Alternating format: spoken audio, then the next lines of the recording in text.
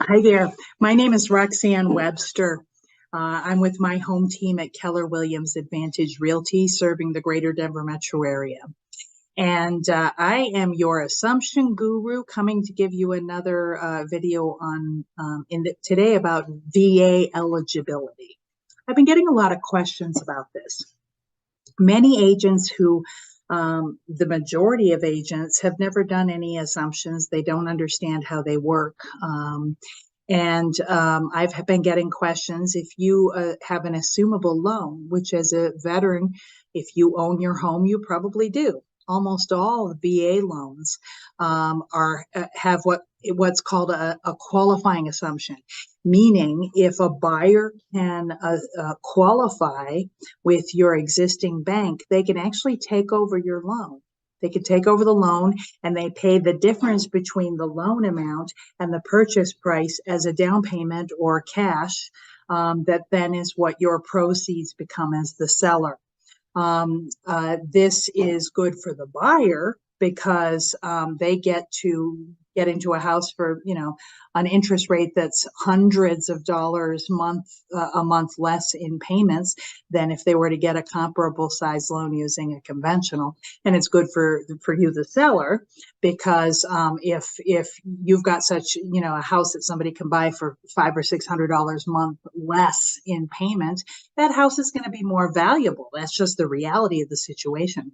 However, if you're a veteran, you need to understand that there are two types of buyers who could come to you. And how does that impact your VA eligibility, right?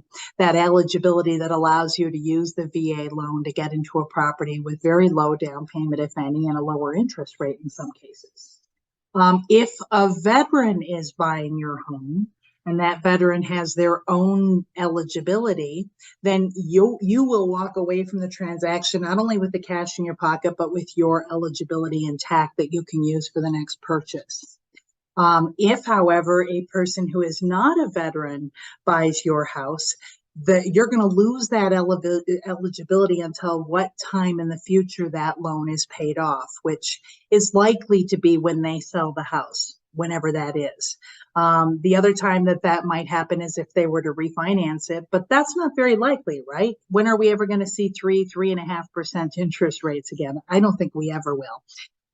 So you have to be willing to walk away from that eligibility. The thing that a lot of people don't think through, however, is most veterans use that eligibility the first time. And then they start using conventional financing. And this is why. It's that VA funding fee, right? That funding fee can be 1%, 2%, 3% in some cases. And if you've got a big pile of cash from the proceeds of a sale, you're likely to be able to get into a better loan, one that doesn't have that huge funding fee, using conventional financing. So we see many folks who don't end up using that eligibility on the second or third or fourth purchase after they got that kind of jump start of using the eligibility to get them into the house, getting a bunch of equity, and then using those proceeds to get conventional financing. So I hope that cleared up some questions.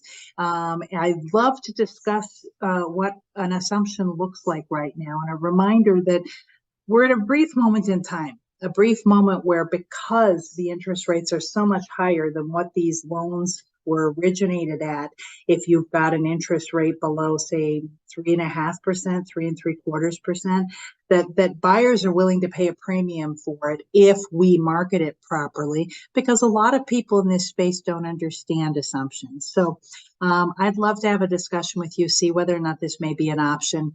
You can click on the link and we can set up a conversation and just go over your options a little bit. Thanks. I look forward to speaking.